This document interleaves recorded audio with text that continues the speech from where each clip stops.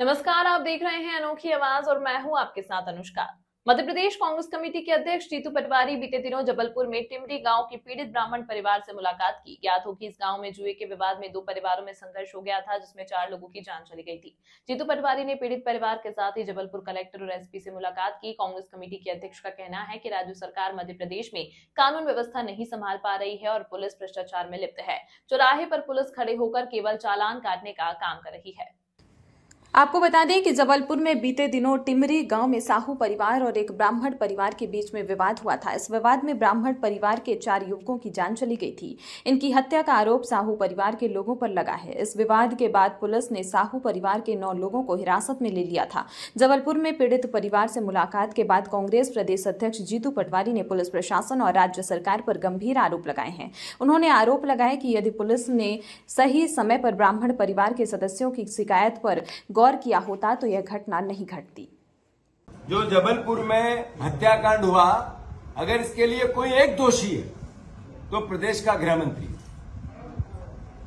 जो गृह मंत्रालय की क्या दायित्व होता है, गृह मंत्री का क्या दायित्व होता है, -50 नंबर मिलते हो। आखिर कोई ऐसा शहर नहीं बचा जहां हत्याएं नहीं होती हो। जबलपुर जैसा संस्कारित शहर जिसको जिस नाम से जाना जाता है, वहां रोज हफ्ते में 3 हत्याएं होने लगी, लूट होने लगी, जुआ सट्टा आम हो गया। मंत्री यहां का है, मंत्री का काम सिर्फ एक तरह से अद्भुत करप्शन को बढ़ावा देना बच गया। दुख होता है हमें, हम चूंकि विपक्ष में हैं, हमें ईमानदार विपक्ष की भूमिका मिली। अवैध शराब बिकवाना पुलिस का काम, अवैध जुए सट्टे चलाना पुलिस का काम, अपराधियों को संरक्षण देना पुलिस का काम, और पुलिस वालों की नियुक्ति लोकल जनप्रतिनिधि के माध्यम से गृह मंत्री का दायित्व कि उनको करप्ट से करप्ट अधिकारियों को जबलपुर भेजना। अभी एक विधायक ने कटनी के ने कहा, जायसवाल जी ने, कि हाथ जोड़ के मैं प्रार्थना करता हूं वसूलीबाजों से कि मैं आपको आके पैसे दे दूंगा, आप लोगों को मारना पीटना अपहरण करना बंद करो। ये गृह मंत्री जी के गाल पे करारा तमाचा है।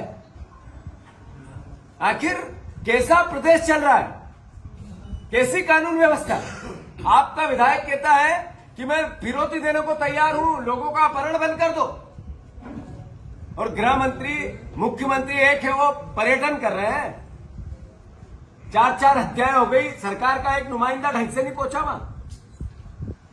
उनकी मां बिलक बिलक के कहने लगी कि हम पुलिस के पास गए थे, अगर वो कार्रवाई कर देते तो शायद हत्या नहीं होती 20 दिन पे।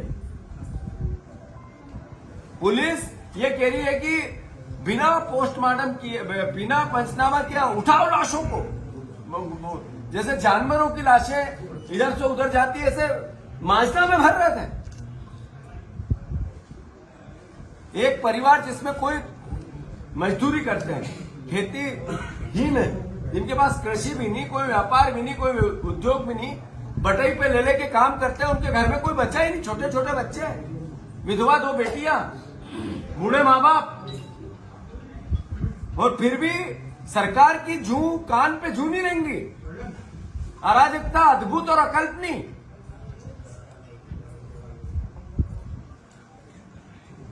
पहला सरकार है ऐसी।